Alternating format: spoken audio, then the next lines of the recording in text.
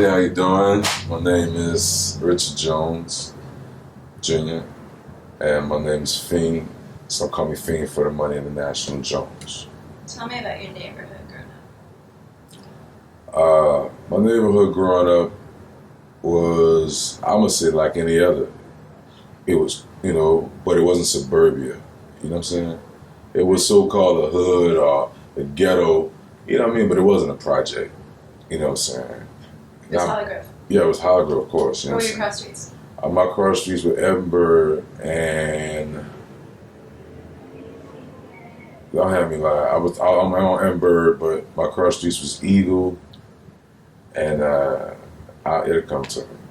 But I was a block away from the Olive Branch corner, and I grew up full house where bounce music was invented by T.T. Tucker and DJ Cker.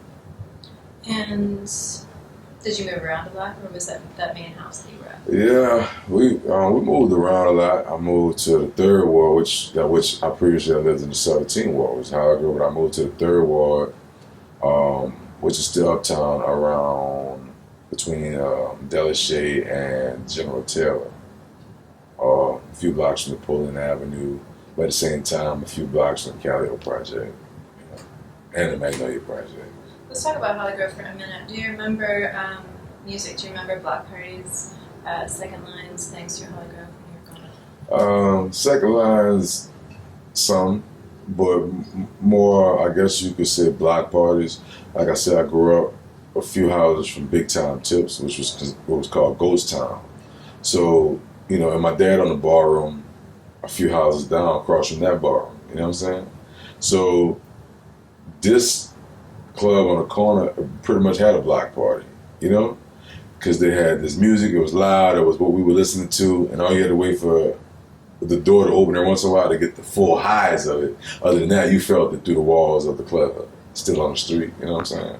We didn't have like big house parties per se, but that was closest thing to house party, block party for us, Your dad's bar, did he have musicians play, or was it mainly just that was rare, just pretty much a jukebox. The sound was magnificent in the club, my aunt's house was on top of the barroom, that was so dope. My dad's barroom, 8820 Edinburgh Street, Mars Lounge. My dad was proprietor there for about 40 years. And he's been there since he was 17 years of age. And, that scene as a grown up was my first introduction to music, not just hip hop. I saw singers, that were famous singers come there and visit in this barroom and wanted to taste the seafood, broiled seafood. And I saw our famous football players to come there. So, eventually hip hop ended up being something that was across the street. Because these were where the grown folks was, you heard me? Yeah. Musicians in your family? Plenty. Our vocalists as well. Tell me about them. My uncle, Houseman DeCluet, was lead singer for Galactic, a band that locally played here in New Orleans. Tip teams all around the world. As far as I can remember, one festival for sure was the Humboldt County Festival. I always heard about it as a kid, and I couldn't wait to go see them performing it, which I never had a chance to. But who else?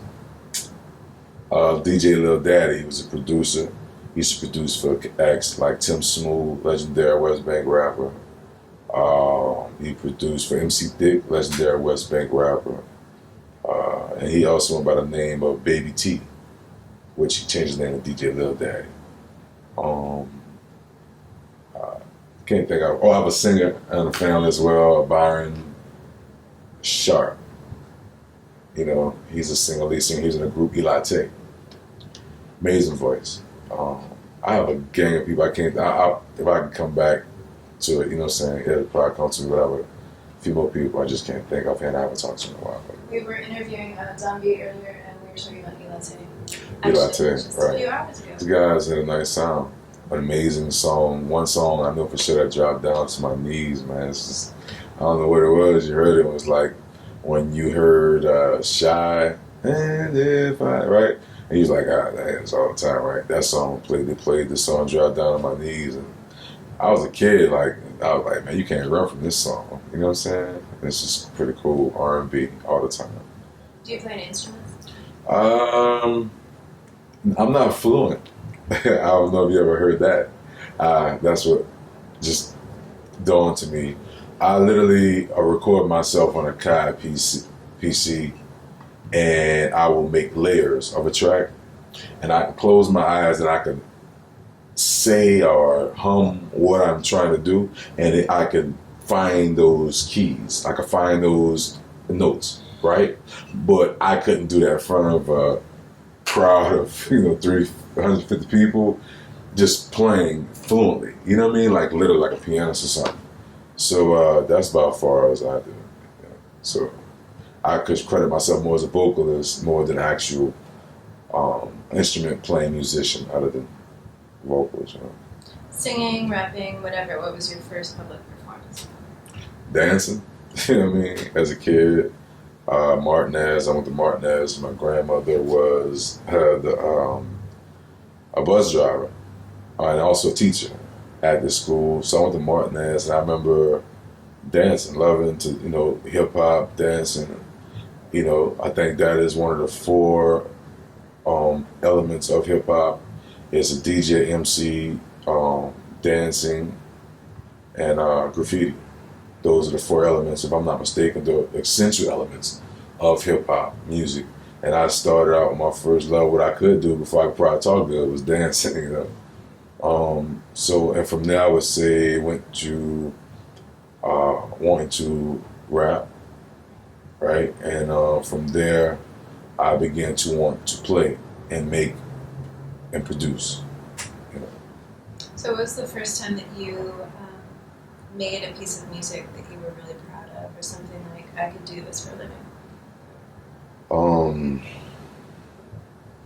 As a whole, or just a song? It could be anything. It could be, like a rapping in a public performance, or something you produced. Anything that you really felt like, I got this. I did a song at a studio, and we didn't. It wasn't premeditated. I didn't know the track. Track wasn't created for me, and I got a deal through that by something happening spontaneously in a matter of less than 15 minutes. And I told myself, like, wow, this isn't a sign that you got it. From here, what is, Went to the studio. Well, I did Tuesday, I recorded a intro for radio station, saying like, hey, I'm here with DJ Holly, put your name in it, name of the radio station, call letters. I did that for a local radio personality by the name of Lil Wayne. He got it Wednesday and played it Wednesday. Thursday, they played it again. And Friday, some people had heard it. And Saturday, I was in the studio and recorded my first single, a local hit here in New Orleans, and I was on, as they say, had a deal, one song, performing, getting $1,000 to perform 3 minutes, 18 seconds of a song. They not know if I have no more music, anything, you know what I'm saying? So I would say that was my first time with the baddest mother alive, off of Big Boy Records. Who did you meet first? Did you meet Precise, or did you meet KO? I'm gonna say I met KL first, because he was a DJ at a club called Rumors? Was it Rumors? Were Rumors in the 7 Ward by the tracks? Right by the tracks down the street from Jeans? Yeah. Rumors. Was it Rumors? Nah, that's way before me. That's like, Rumors, like you had Amnesia, you had the Biggies, it was Club Rumors. Club Rumors, right? And KL was DJing up in there. So, about what year was this? Oh, man, it's, wow. 89, 90. Cool. Wow, you know what I mean? I was up in there with Musa, Devious, just Sadie, which is Mr. Marcello, Bricks, We was making moves, and DJ Mello Fellow. So I was a kid. I've always been around hip hop. I have a very unique upbringing. You know, my mom, I played sports and stuff like that, but my mom could easily been like, dude, you're too young, this, that, and the other. Man, I was on tour, 13 years old, with MC Thick, Buzz Down, Tim Smooth. She's like, go see for yourself, because I'm not going to keep hearing this, you know what I'm saying? I wasn't a too much troublesome kid, you know what I'm saying? But I was always around grown, serious men, you know what I mean? So I saw a lot of stuff early. Well, how did that tour when you were 13 come about? It was dope, you know. It was growing up like a mother, you know what I'm saying? But it was dope to see these dudes performing songs that you love already locally. Put Your Ballets On, Marrero, I Don't Give a Damn, Tim Smooth, you know what I'm saying? To see all this happening and be right there. Like, I've been friends with UGK since I was 12. You know what I'm saying? You know what I mean? Like, these are people, you know what I'm saying? Like, the world know as, you know what I'm saying, like almost superheroes. And these are my friends, you know what I'm saying? Because I was a kid, you know what I'm saying? So I fell in love with hip hop. I was sick. I got bit by that shit. I was sick. I had to have it. I wrote it, poems first. And eventually I started rhyming. You know what I'm saying? Man, it bit me. I was messed up. I watched everything. How'd you meet all these people? I mean, so you're hanging out, you're 12 years old. I grew up 4 houses from where bounce music was invented. You know what I'm saying? So the biggest promoter, Ghost, riding the latch, the limousines, he was 4 blocks away and was my man to my dad. So I got Public Enemy, Cassette Fever, Black Planet, Reached to Me by Chuck D from Flavor Flav. You know what I'm saying? I wore shell toes when on the same concrete with Run DMC. You know what I'm saying? The Cash Money Clique. Like, I was meant for this. I couldn't run from it. Like, that's how sick it was. Listen to how sick it was.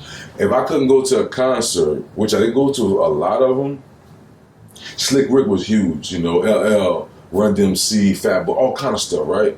I didn't go to a concert. In my mind, I asked the cat he was at the concert. In my mind, why I knew what Slick Rick was wearing, and I wasn't even there. That's how sick I was with it. I said, I bet he had on a purple silk suit, huh? Short sleeves. So he's like, how you know? I said, I don't even know. To me, that's some fly shit. He should have wore. You know what I'm saying? That's how sick I was. And I'm a hip hop baby. Everything is an analogy to hip hop. I'm gonna sing some shit to you, and I can just sold it to you because I got bit by it. This is the first form of audio heroin I've ever experienced in my life, and I've been stuck in this euphoria of life all my life since I've known what it was. You know what I'm saying? And I have never left. I have never left. You know what I'm saying? I go to, you know, like people say AA meetings and rehab and shit and taking hiatus, and I'm sick with it. Like, you know what I'm saying? And even to this day, I'm still, you know what I'm saying? Hip hop, you know, it saved your life. It could take lives. It's like anything. Too much of anything, you know what I'm saying? It's, you know what I mean? Like, and where we from here in New Orleans, we have our own version of it because we fuck with everybody, you know, but we dangerous as shit, you know what I mean? And that's crazy. You know what I'm saying? We got the richest culture in the United States. You know what I'm saying? We got the oldest African American neighborhood in America. You know, we're so rich with this, but we dangerous. And so it's blinded, it's polluted to know that the world see how important we are. You know what I'm saying? You know what I mean? It's like a criminal trying to tell you I'm the future of keeping the beast calm, of music. They all have to come here. They gotta come here. You know what I'm saying? But we can't because of our previous records. I gotta book this stick about what I've done. You know what I'm saying? Like, and that's what I represent. Congo Square Rap Farm. As a hip hop kid, I was bitten by it, and I had to be cold. You know what I'm saying? What would you say to people who say that rap isn't traditional music here? It isn't traditional? A lot of people will tell you that rap is not traditional music, and of course it is. So what would you say? I would say that that's only because they rate us on a stereotypical success rate of what's hip hop. You know, every city have their lane of music. Every state, have their bigger music that stands out more. You know, you go a little bit up, I believe it's more down south, or is it more, no, excuse me, more northern Louisiana, you may run into Zydeco. When Zydeco is a bigger form, they're a bigger fan base of that. So they may have people that come out that want that. That's what they're tuned into. You know what I'm saying? That's the vibe they're on. You know what I'm saying? So that's where they at. You know, our vibe, we love it all, but we have our own. It's like Chuck Brown. It's like go-go music. You know, it's loud and it's blaring, you know what I'm saying? So people can't really enjoy a high volume of it. So you can go out and enjoy it for the night, party and dance, but you may not want to hear it in the car because it's not balanced enough. You know what I'm saying? And made fashionable enough for you to enjoy it on a regular basis, to know about Backyard, Rare Essence, a gang of other bands that do go-go that should be on some type of levels for that's their representation of music. But everybody can rap there, you know what I'm saying? But there's like bounce music. We got bounce music. That isn't our only best representation of music. So we don't have too many Michael Jordans or Larry Birds or James Worthies or Scottie Pippins of accomplishments of music. You know, the biggest hoorah they give us is Cash Money Records, No Limit Records. But we have all forms of music and the best form of it. You know what I'm saying? It's just not a New York, this big city that have all this other promotion that comes with it, being the first of what Bert was given of this. On the West Coast, you know what I'm saying? We don't have that. You know what I'm saying? Well, things like Jazz Fest, and Jazz Fest is notorious for not really booking that many rap musicians. Rap isn't really played on WWOZ, so there's this clear divide between like this is traditional, this is jazz, this is brass band, this is Mardi Gras dance, and here's rap way over here. And obviously it's all mixed in, and everybody is making all these different types of music, and it's not like I only do rap over here and don't do anything else. People do everything because they're making music and they're making the music they love. But they got a bad rap. Even me now, it has a bad rap. By you naming what you just naming, in the back of my mind already, I'm saying we don't need all that young shit here, that young ignorant shit, thinking about bounce or rap, because that's just a bad rap it got. You know what I'm saying? That's just a bad rap it got. So you constantly promote it like that. If you constantly promote showing something different of what we're doing, you dare see it and enjoy it more and want it there, you know what I'm saying? But they're not seeing that. They're seeing the news. This one murdered, this one shot, this one burned alive, this one kidnapped, this fight broke out when it comes to our color and our culture and our music. So it's a stain, you know what I'm saying? You're not thinking, right now, if you ask a friend, oh man, you want to go to this rap concert? They might be like, oh, what? Because what we get into? You know what I'm saying? It's because it's how it's been depicted compared to, hey, you want to go to a jazz concert? You want to go to a blues concert? They got Zydeco around the corner. You know what I'm saying? So I think that's what it has been promoted as. You know what I'm saying? That's a whole nother, day for us to communicate. Like, you know what I'm saying? I'm to the bottom of this shit. I know why it's perceived, why I'll never get it's complete. That's why I have reinvented myself to do Congo Square in rap form, because you can't run from me with a band. You can't run from me. You can't run from it. You know what I'm saying? You're gonna say, what is rap? Picture that. It's rap. I'm gonna call it aqua soul. I'm gonna name it something else, because picture just Fiend is just too dangerous for you. You thinking all kind of shit. So I'm gonna just call it something else and just package it as a rap. Rap or something else. Package something else for you to enjoy, because a lot of people run away from things that they don't know. Just like the guy at the corner store. Most people are not running up in a Middle Eastern store giving you money and shit. You don't know him. For the fact that unknown factor, you're not fucking with him. And that's how they feel. It's the unknown factor. You know what I'm saying? If you get to know him, you got camaraderie. And become a community, not a hood. You know what I'm saying? And all that started from there. That's why, you know what I mean? Like, mature rap or growing up rap, it's less volume of consumers. You know what I'm saying? Everybody not reading. Everybody want, before it was turn up, they want to get chrome. Before they got chrome, they want to get butt, whatever. People, some people want to go and not think of nothing.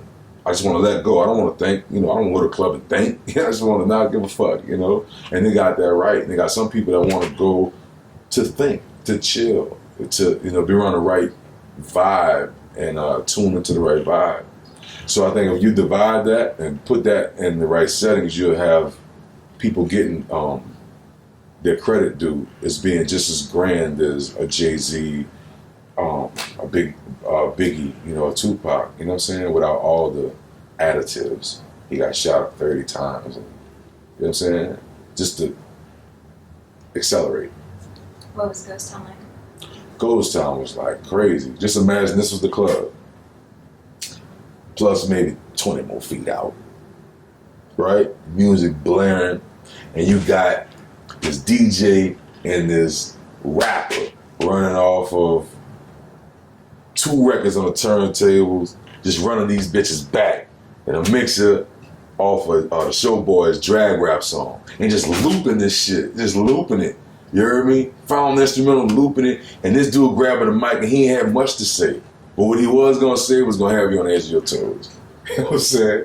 Oh my God, he spoke. Oh my God. You know what I'm saying? Like that type of shit over a beat that you couldn't help but just, bitch, don't play me up in here. You know what I'm saying? From a city where all niggas know is dropping their nuts. Don't fuck with me. I promise you, don't fuck with me. That's where we from. You had to get to a relationship or a brotherhood, a camaraderie to when we was cool enough you could lax up in the club. Like other than that, in the heart of Hollygrove, in one of the hearts, because they had more than one heart. That's some other shit. But it was dope. It was dope. People walking, coming from everywhere to want to go to Ghost Town. You don't know who he might have in there. Run DMC, Big Daddy Kane, Telstra, anybody. We were talking about neighborhood differences and regional variations, stylistic.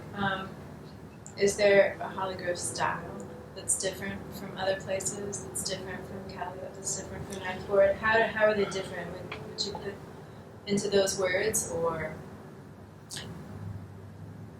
Me personally, I look at Hollygrove like 300. You know what I'm saying? You're not gonna hear too many say, "Oh, he wishy-washy." You know what I'm saying, about a person. You should know their name from this neighborhood. That's what I know about Hollygrove. You know what I'm saying? I don't know too much about much of other neighborhoods, so I can't speak on, like, represent them. You know what I'm saying? I know a few cats. I don't know if that best represent those neighborhoods.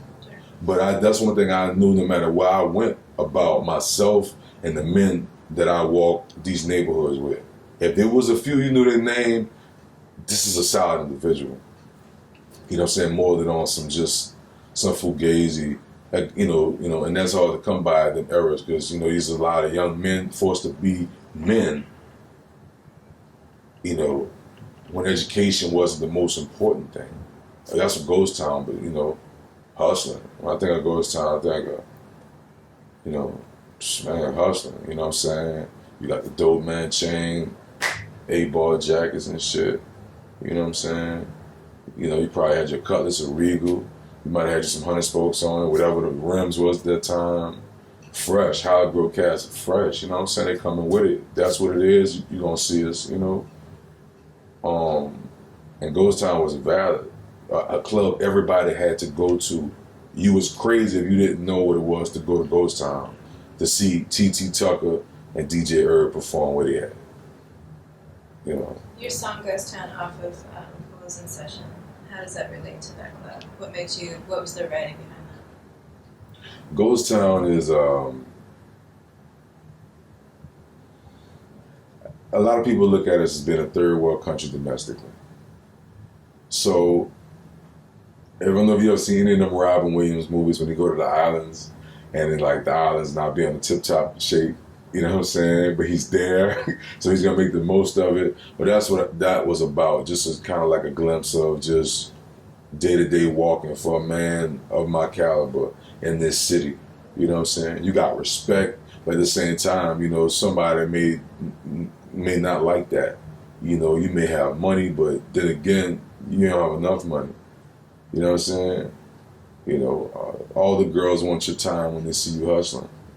You know what I'm saying? Just real life. You know what I mean? That's what Ghost Town was about, where I'm from. It wasn't necessarily about that club. It was about my city. You know what I'm saying? So that best represented that in I guess of a dark but cool Euro sense, but an island, you know what I'm saying? Like, that's how I see it. I've been overseas a gang of times. That's how I see it, you know. When we used to walk through the red light district, they had theme music with that shit. That's how I looked at it, you know. Tell us a story about Parkway Pumping, like being down there, maybe something recorded there, something that sticks out. It doesn't have to be crazy, just something that you remember. Parkway Pumping, I remember 3-9 Posse. You know, KLC, MC Dot, Mooshak. Got what it takes to make it. You know what I'm saying? That was dope. I walked through high school, the radio, cassette, I think I had CD. You know, asked these hoes. You know that was Mystical Voice on the chorus? Aximus? Yeah, a lot of people. Yeah, he was in the service from what I heard at the time. And this dude was like 4 blocks away from me. And we didn't meet just yet, you know what I mean? But yeah, Parkway Pumping. Innovators on uptown music in the New Orleans scene, for sure. Where did you record your big boy stuff? Where were we all recording out of? The studio in the East. It'll come to me. But there's a studio in the East, and this guy named Mark owned it. Man, well, I can't think. It was a famous studio, too. They have a whole lot of them. Famous studio, this guy, Mark. I remember this tall white guy, man, real thin. He was cool as shit. You know what I'm saying? Mark was like, "Hey, what's up, man?" You know what I'm saying?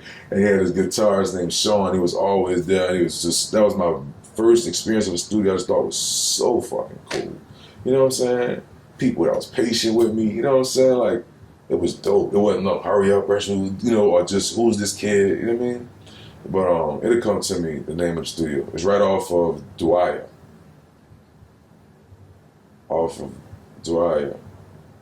Across Chef.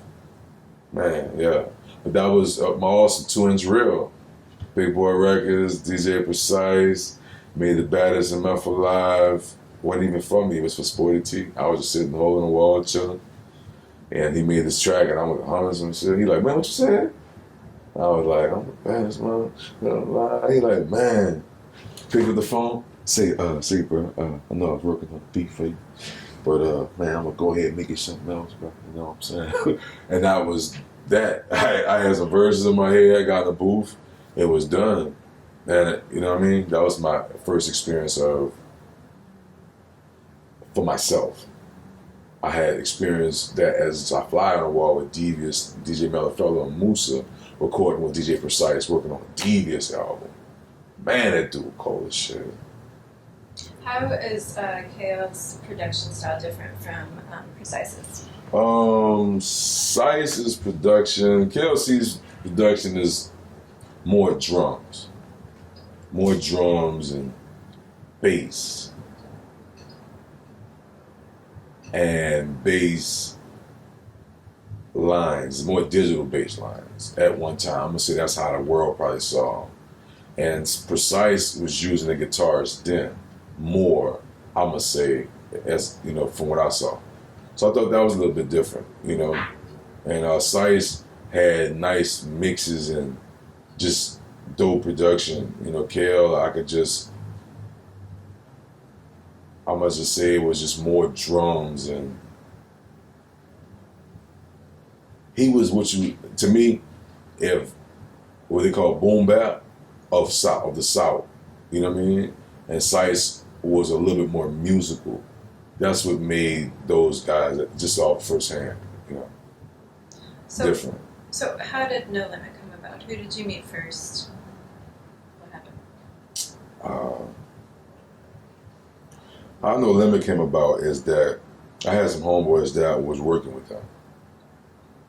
And these cats had a good thing going, and they had a a partner as well that were rooting for them to make it in the music business. I ended up getting with their partner that they had just recently got acquainted with. And he believed in my music and wanted to put me out as an artist, on his label.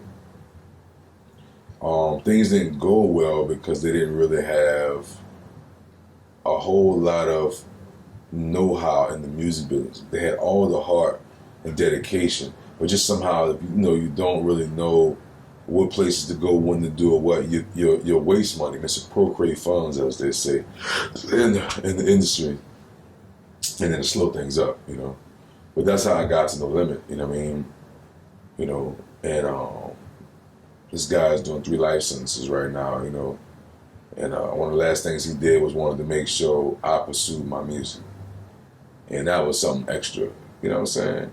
This person pushed for me, because that if he had not pushed for me, just knowing how to rap good and stuff, that helps. But this guy was willing to put money behind me off the rip. They'd already had me on some songs. Me and X had got me on a song, got me familiar with that label and the brand.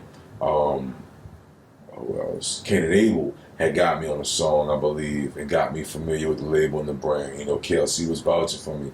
But this cat really, was like, I know you're here with the type of talent he got and shit, but, how about I put up some money to let you know I'm serious for him to be heard to the world, you know what I'm saying? And that's what really pushed that envelope, to make that happen for me, 96, early 97. And where were y'all recording out of when you first got with them? We recorded at No Limit Studios, which was off of Corporate Boulevard in Baton Rouge, Louisiana. That's where we recorded, 3rd floor in this building off of Corporate Boulevard.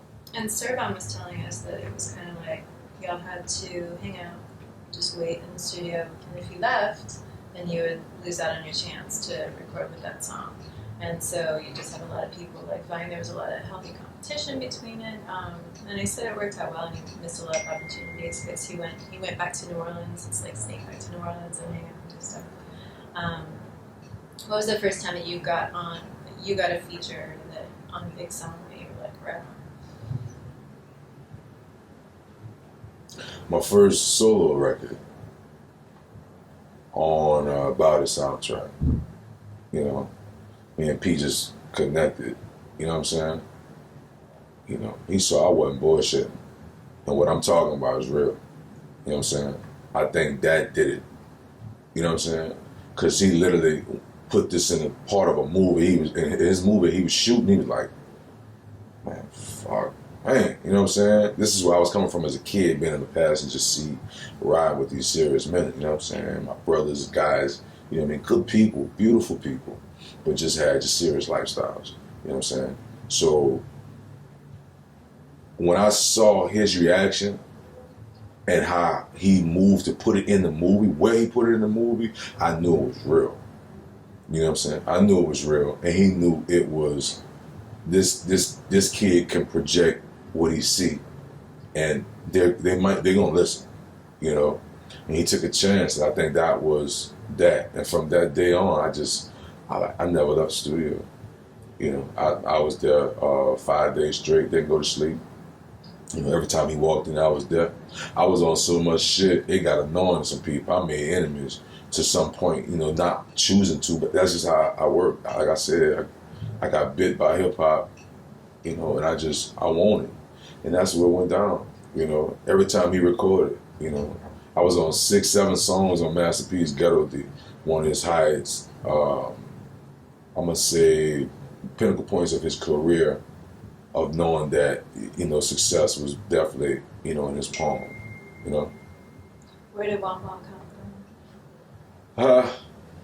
Womp Womp comes from doing a soldier song. We had records that were labeled soldier songs that open your album up on Silk the Shocker's album, Charged to the Game. And I started my verse off saying, want my problems, remember me, Fiend, the one that told the shot it. And I was so hyped. The track was coming. I was just hyped, you know what I'm saying? So I was like, want my problem, you know what I'm saying? So Kid was like, man, what the fuck did you just say? And I was like, huh? And he was like, man, what was you saying before your verse? And I was like, won't, won't, won't, won't. He was like, man, do that shit again. Do that again.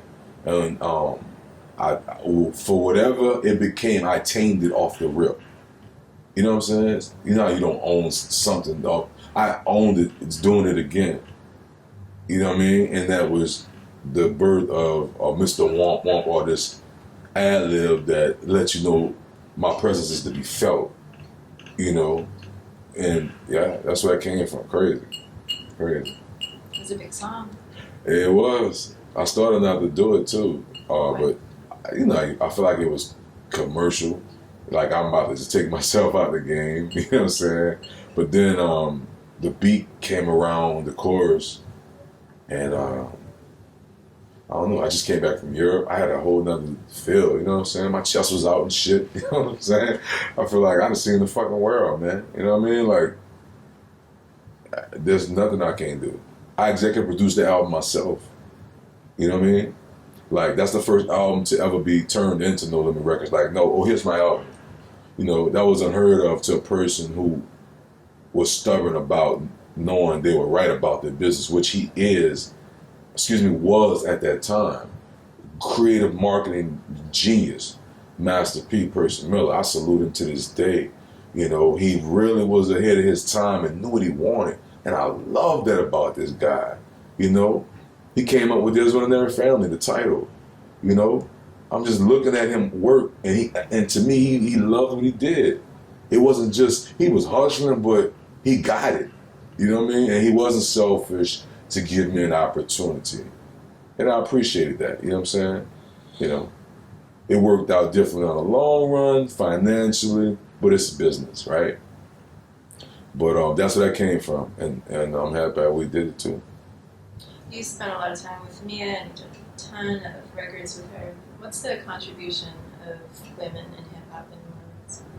The contribution of women in hip-hop in New Orleans, just as valid as a man. You know what I'm saying? Other than you knowing it's a woman. You know what I'm saying? Because they were just successful.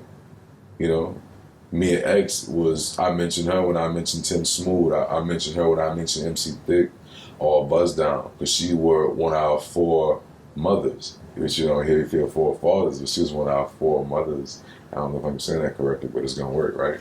So she did that. She laid them bricks down for us, and was dope, and is dope at it. And there's so many, female rappers and stuff who Silky Slim. who perform a ton, but Ghetto you Twin. know, they just don't perform as much, and so they don't get as well known. But they're so talented. So many of them. They are. You never know, man. This is one of them businesses, man. Like, a woman has to, of course, she has to go just as hard.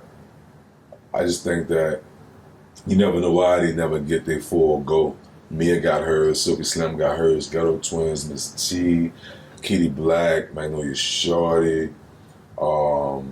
They had some girls previously, I don't know all of them, but they all, you know what I'm saying? It's just, I feel like it's so harder for women in here because, I'm not saying this happened for all of them, right? But this is what it look like. It's just the obstacles that come before them. They might end up having a relationship with the CEO. They might end up having a relationship with the producer. The husband or boyfriend don't care for them doing rap music and guys wanting them all the time.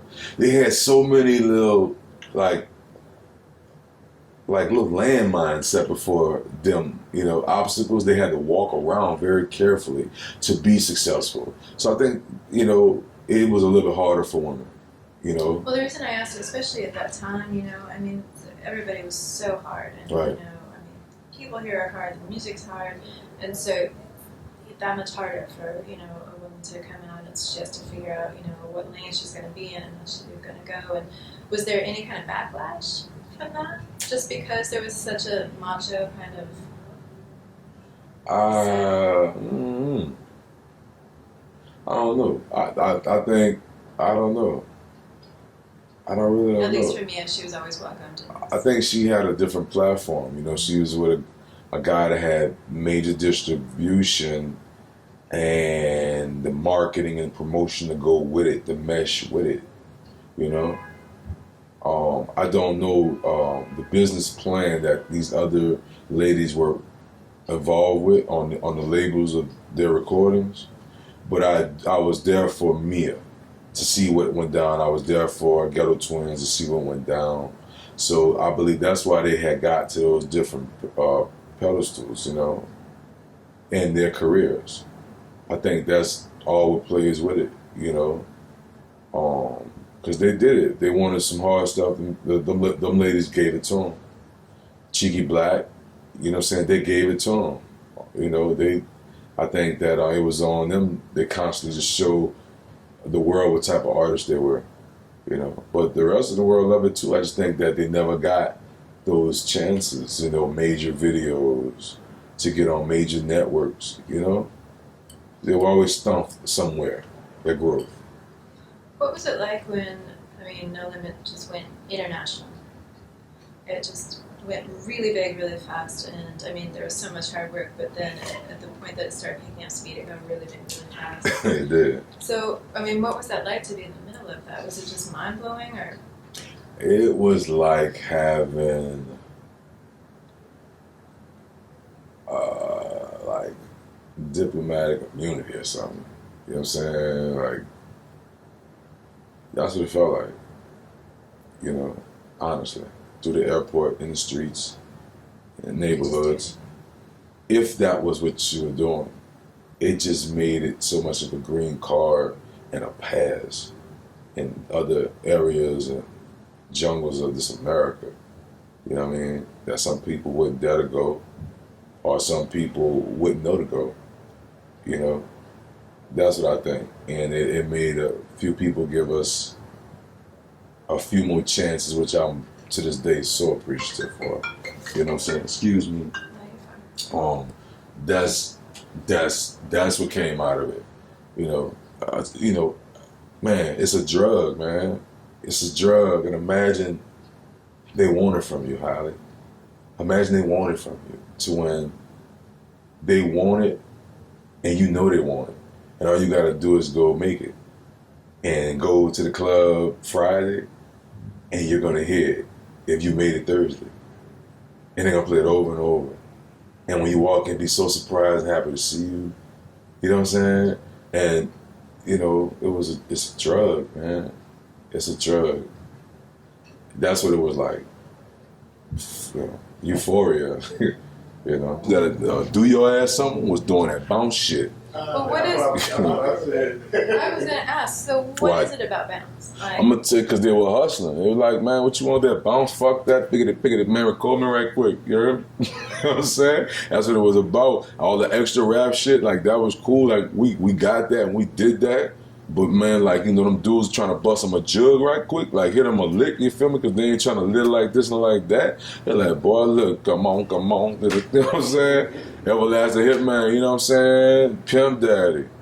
You know what I'm saying? Feel how I feel. Like, that shit was real, man. Talking like, you know what I'm saying? Like, this shit was real. This is a fucking jungle here.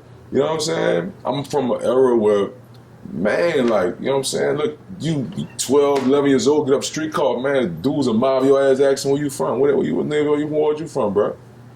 You know what I'm saying? Stomp your ass out right quick. You know what I'm saying? Like, it's crazy. We the most hospitable people. We'll put your ass in a hospital, though. I don't know what that is. Like, you know what I'm saying? Don't whip the fucking natives. You know what I mean? And that's what I get from here. And I'm so happy that it's just not like that no more. But it's like that still. You know what I'm saying? It's safer, that's what we're talking It's safer to me. Like, man, like, shoot, my God. I got past 25. I was like, man, you got a plan for me. You heard me? Because picture, man, it's like they get it. It's like I damn near should have an S on my chest and a fucking bulletproof armor uniform on when I walk places. Because that's what I've achieved in my life as a minority, as a musician, as an artist. Like, you know what I'm saying? And I'm so grateful. Like, man, you know what I'm saying? I don't even see the dumb shit some of these dudes be going through in their life because they got to get to that respect. You know what I mean? And that's the type of nonsense that we have, too, that holds us from accomplishing what you need to accomplish in music here. We're crabs in a barrel. I'm not disrespecting my people. And I mean any race can be whatever ignorant name you could think of. That's what I love about New Orleans. Or anybody could be that. You feel me? It's a crab in a barrel. If you can come out of that, get with like minds, our music will really transcend where it got to go. We don't have that. You got 4,000 rappers. If I gave you a day or a month out the year and 3,999 of us came and support you and we filmed that shit, the world would be on us. But instead, the 3,999 is going to fucking compete with your ass. You know what I'm saying? And it just goes every day, every year. And then wait till the world receive us to be like, I know she was going, oh, that's my people, you know what I'm saying? And you be like, you was the main fucking person that should have took the concert, B. I couldn't even reach you a CD. Use that shit as a fucking coaster. You know what I'm saying? You know? And that's what I don't like about here. We're the most talented people in the world. We keep fighting each other. You don't see that shit in country. You don't see that shit in jazz. You only see that in pop. Why do you think it became that way? It's just tradition. It's like slaves. It's like, motherfucker been whipped in their head so much. They just stuck on stupid. You got to show a person. You got to leave here to know your value. Other than that, you a piece of shit. Just like everybody else. You know what I'm saying? They don't see that you're a diamond in the rough. They don't know you was a piece of coal. You know what I mean? It might be 30 carats underneath that coal. Somebody got to see that enough to know that this is something special, or other than that, man, I don't know. Everybody nibble off our culture here from other places to make something off of because we don't know the value of what we have. You know what I'm saying? And I'm not knocking people from coming here and drinking our wines, dealing with our women, experiencing our lives, and then making a livelihood off of the shit. I'm saying, when we gonna do it? You know? That's the only thing I don't get about this city. And we don't have no examples. You stop showing chiwi, hair curled African American people on TV being arrested and show them holding a guitar, maybe, a 6-string bass, cello, maybe, a violin. Maybe some people will be more, positioned to maybe want to ask a guy on an elevator, hey man, you play an instrument? Instead of grabbing or clenching a purse. It's stupidity. That's, it's racism still. Like, it's the South, way down South. You know what I'm saying? We got all that. We got all those layers just to enjoy music. You know what I'm saying? Tourism is our biggest buck here. Tourism is our biggest buck here. We raise musicians. How many other places you don't name raise musicians? Did you hear what I just told you? This is a part of your mind that it will never be the same thing, when you present it. You are a creature of habits. You know what I'm saying? This is a special part of your mind. You learn to play an instrument, guitar, a xylophone. You know what I'm saying? Like, we raise musicians. When people raise football players and raise presidents, we raise musicians. You know what I mean? And we need to cherish that. You gotta, you have to cherish that. It should be more schools other than a NORCA or something like that that's dedicated to fine-tuning these great minds. And therefore, I think we'll get there. Other than that, it's just rough, man. You got layers and layers and layers and layers and layers and layers and layers of bullshit. There's no thought. You're not raised here thinking, yeah, I could. You think, I might can't really, Man, you can't do that shit. Or you better get you a fucking job at the fucking restaurant. Some shit, you know what I'm saying? So we just getting to a point now. That's what I love about kids right now. They don't care what they wearing. They're just accentuating who they are. Great beings, great minds. You know what I'm saying? Be who you are, man. Be who you are, little mama. You know what I'm saying? I think if we did that more, the music could get somewhere. You know what I'm saying? We don't have to be the nation, the city where technology is. We got our right for musicians. We raise musicians. What soothes the beast? You know what I'm saying? And we need to nourish that. Fine example, Cash Money, Lil Wayne. They nourished that boy. They nourished that man. And look at him. He's a world-renowned problem to the world. A writer of great music that his generations before him, going to have their own time capsules of what that was like to experience that from here. You know what I'm saying? And that's what we don't get because they don't reside here every day because they can't be nourished here. Put on a pedestal, given the key to the city, appreciate it, to continue to be who you are and keep being an addition to what we have, to our culture. Till we do that, it's just gonna be what it's gonna be. You know what I'm saying? Somebody gotta do something. Talking don't mean shit. You gotta do something. You know what I'm saying? That's why I'm here and I'm talking, like, and I read it just to want to know what I was talking about. Even though he explained to me a few points in his vocal syllabus he gave me. You know what I'm saying? I just wanted to know what, because I want to make my contribution. It's gonna be a time capsule for kids to know what. This ain't no easy city to grow up in. You know, I graduated. My teachers was on strike. You know what I mean? I got a diploma. Go figure. You know. You know what I'm saying? Like, you know, it's on you. It's choice. It's on you. You took time off. You were always making music, but you took some time away from the spotlight. At what point, I mean, did you ever think about, you know, no, I'm just going to make music on the side, I'm going to produce, I'm going to step away. What made you want to get back in front of people and start performing again? Shit. I'm an addict to it. My name is Fiend. It's not my first AA meeting, you know. That's me. I love music, and I wanted to. This is what I mastered in. You know, some people may have a master's in this and eat doing this. You know what I'm saying? I have a master's in music, so I want to be able to make a living off of what I went to school for almost 20 years for. That's what I want to do. You know, other than do something that's just get me by.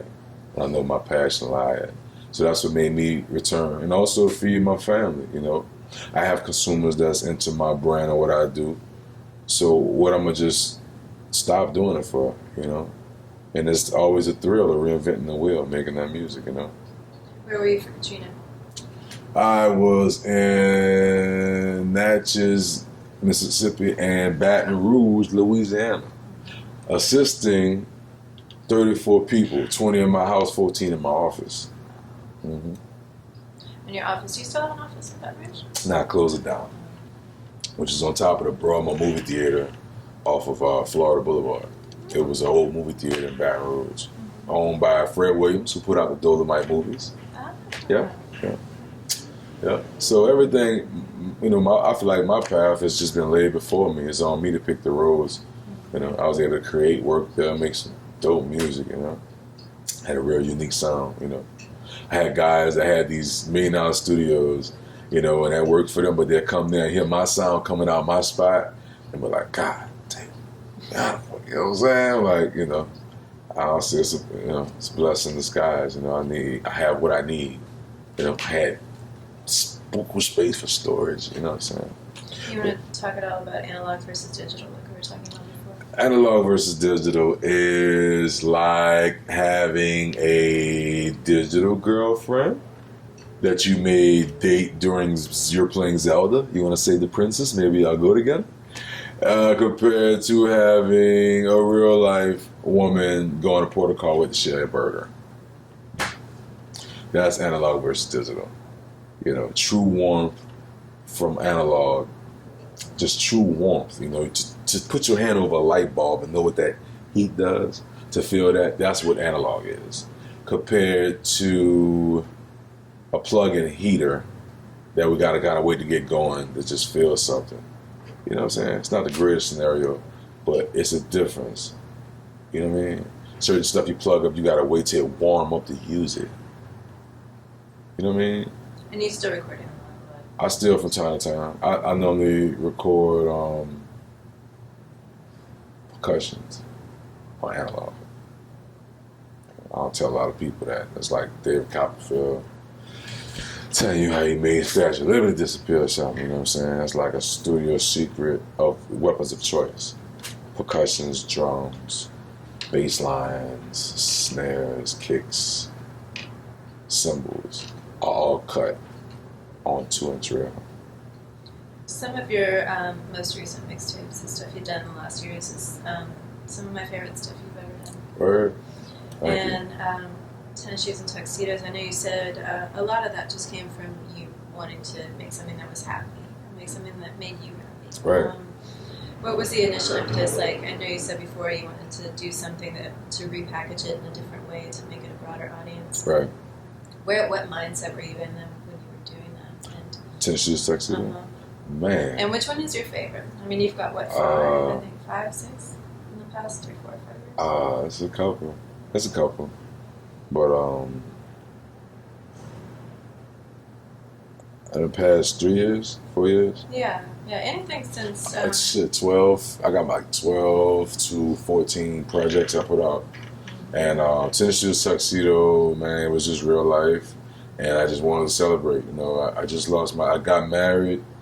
And right after I got married, I lost my dad like a month later. And I just was in a through place, you know, when you're forced to be smiling and stuff because that's what you do at funerals and stuff. And I thought about all the stuff him and I was talking on.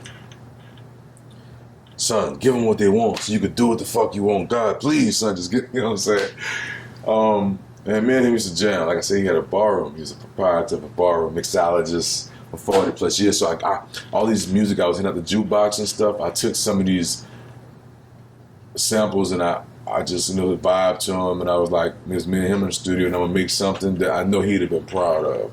He'd have been like, like man, son, oof, man, that's Sweet Mary Jane, boy. Oh, my goodness. You know what I'm saying? Like, son, the Marvin, though, stuff that I know he would have been blown away by, And to be his age and to be able to get with my age. So I found that I could bridge the gap. So that's what I was about. I wanted to be happy. I didn't want to be sad. I wanted to celebrate his life.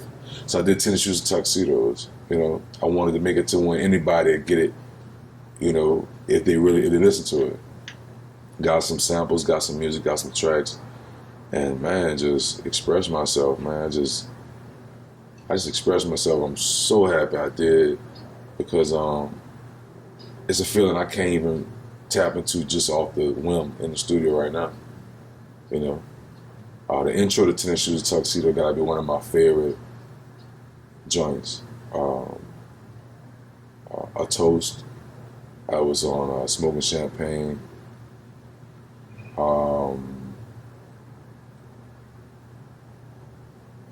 What's that joint? You know what I mean, Nesby? Noir. Man, my approach feels stupid, man. I feel like, who fucking with me? You know what I'm saying? Like, I don't know if you know what this is like. Man, this shit gotta be close as being on cocaine, heroin, and just high on life if that was just a drug in a bottle. It had to be. It had to be. I felt like I never played with words like I did. You know what I'm saying? I don't know what made me do it. I was just all over a track. You know what I mean? Every crevice of a track, I'm just on it. And whatever that is, I like it. I like it a lot. And I got to have that now. You know what I'm saying? What do you think about when you're rapping? Okay, we got 2 minutes left. Okay. What do you think about when you're rapping? Do you have something that goes through your head? Is it like playing an instrument to you? Do you think about something in particular? Yeah, now it's from an international standpoint. Now I want a kid in Scotland to be like, yo, Dougie's fresh. Who's this guy? You know what I mean? Who's this wanker? You know what I mean? In London. You know what I mean? That's what I want because it's just that crafty. And I don't know. I feel like more using my voice as an instrument more than I've ever done it. And I like to push myself to those battles to really express myself, And that's where I'm at now. To impress me, how can I use my voice? I think you have a truly international sound. You really do. Whether it's cultivated or whether it just came naturally to you, it's something that comes off. It sounds like something that could be played anywhere in the world. At least, especially the stuff you've done in the last 5 years. Was that on purpose, or is that something you just came from traveling so much more? Yeah, that's why I decided to go by International Jones. I just feel like there's a guy that he wears 2 suits. He's like a agent. You know what I'm saying? Like 007. His family know him like this, but the world know him as this. And I feel like that with the music. I travel. Everybody don't know what you capable of. The master of ceremony. So yeah, the International Jones moniker, for me to make it mesh with the music, that was my aim, and it just so happened that I hit it on a nail. Yeah, thank you. That's all I got. Thank you, sir. Cool.